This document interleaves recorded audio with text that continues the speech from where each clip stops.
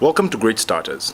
We are a YouTube show by deepafrica.com, whose goal is to bring you amazing stories of entrepreneurs who dared to start. In this episode, we'll give you the story of George, our managing director, who started Deep Africa in a cyber cafe. Here is his story. My name is George. I work at Deep Africa. I'm the managing director.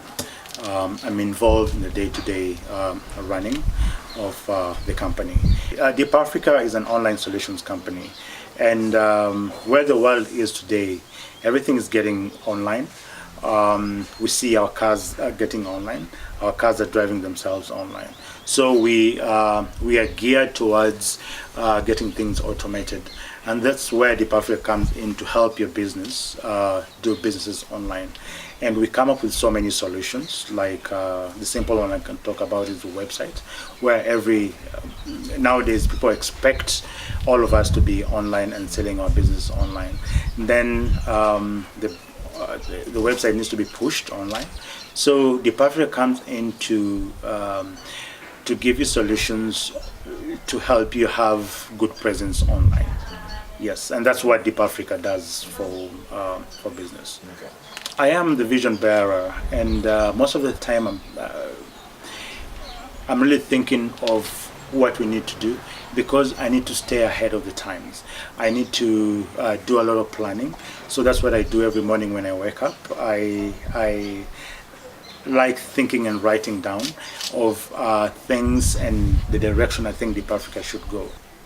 I'm a techie person, and that's how we ended up in doing online solutions. So I am biased towards technical aspect of the company. So I also do that on a daily basis. Deep Africa is not the first name that we came up with. Actually, I had another name for Deep Africa, Black Jackets. I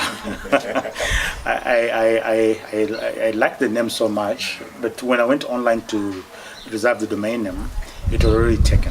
So I sat down again, and I came up with Deep Africa because the idea that I had wasn't online solution at that point.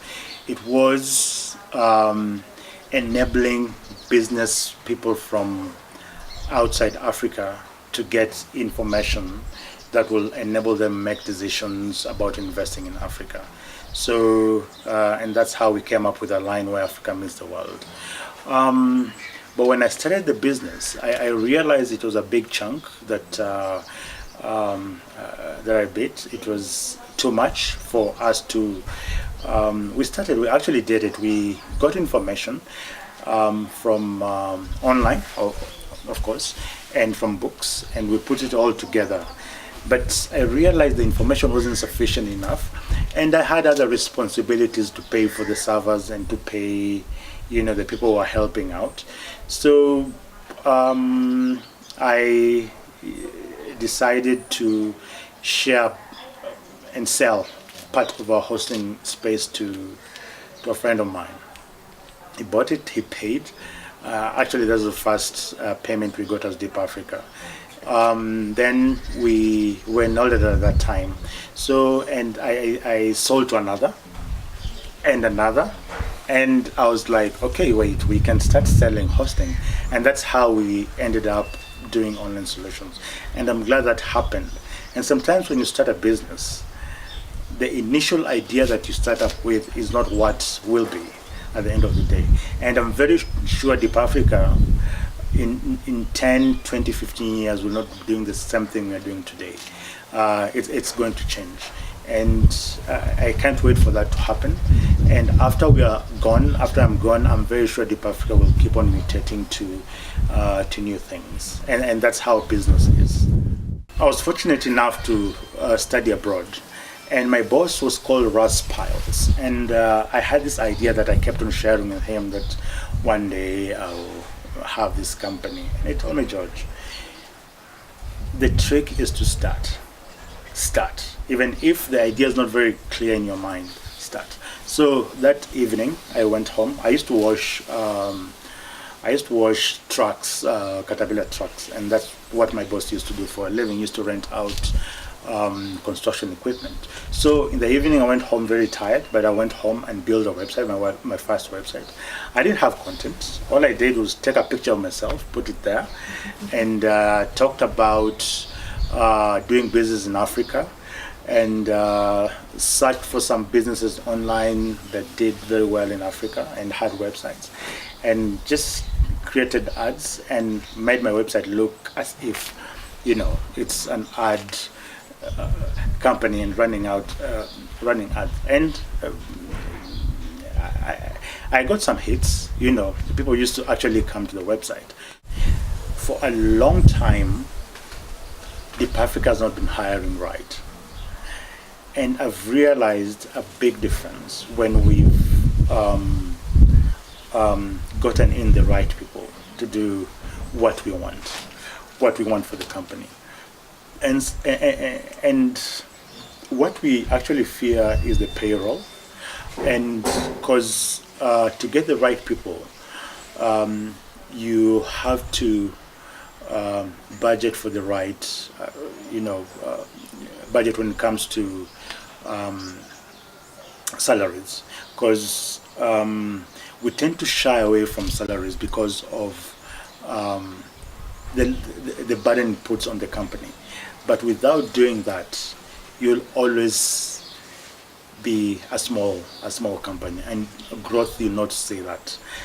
So that's something I wish I knew when we were starting off, because I thought I'd get people from the streets and tell them what to do, and they'll do the magic. But it does not work like that. Mm-hmm. You have to get the right people to actually perform. Mm-hmm. Yeah. So that's something that I learned later in business, but I wish I knew that. I think maybe we would have been bigger than what we are today. Yeah. We came up with an idea because we told ourselves if we don't do it, somebody else will, right? So we came up with a brand called Horsepower. This is about 4 years ago. We were facing a lot of competition in the company, in the industry. And we've seen a lot of companies coming and giving us a lot of competition. So we thought we can also give ourselves competition.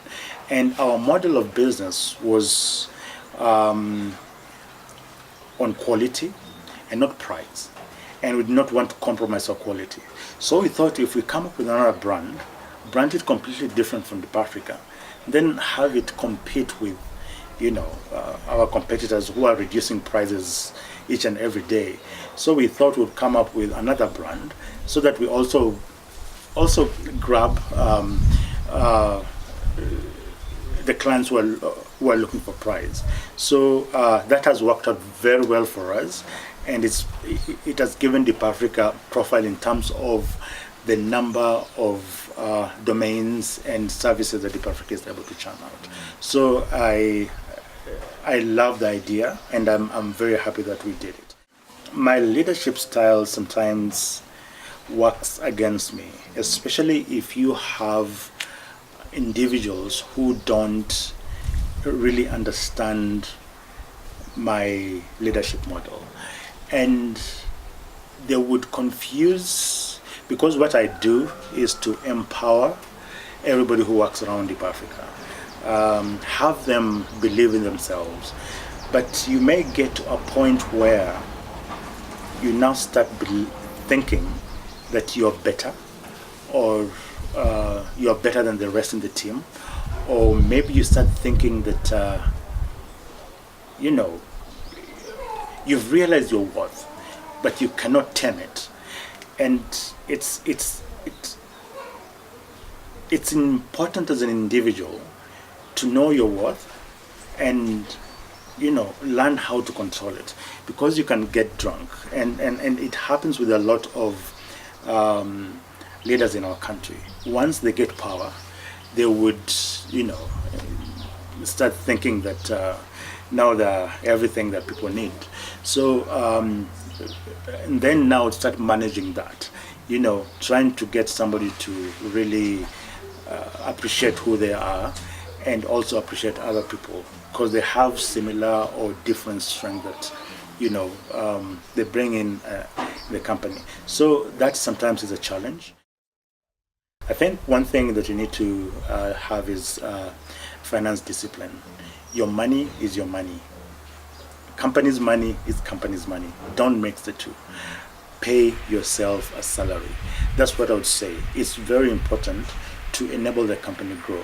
Because if you keep on pinching money from the company, then you're killing, because the company is making money for itself, but you're eating the profits, and it will, suffocate the company. It will not grow as much.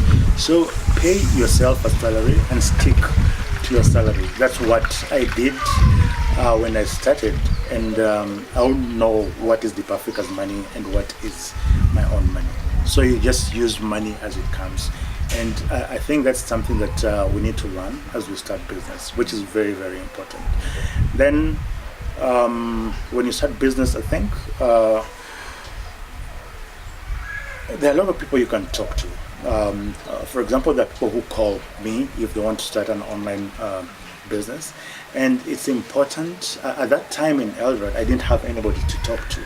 But at this time, I think there's so many people who are in sort of business. But what I want to say is it's important to talk to people. Don't close yourself, and don't think by talking to people will steal your idea. Share your idea. It might be a stupid idea. So it's good to let your idea out. Get guidance. And we always have this feeling that my idea is going to be great. Share it out. Let people step on it. Let people shape it. Let people tell you how good it is. So when you're starting out, don't close yourself and think that you have a great idea in your pocket and don't share it. I'm fortunate to be dyslexic. You can find out what that is. But it has given me an edge of being able to imagine. And my dad always tells me, George, you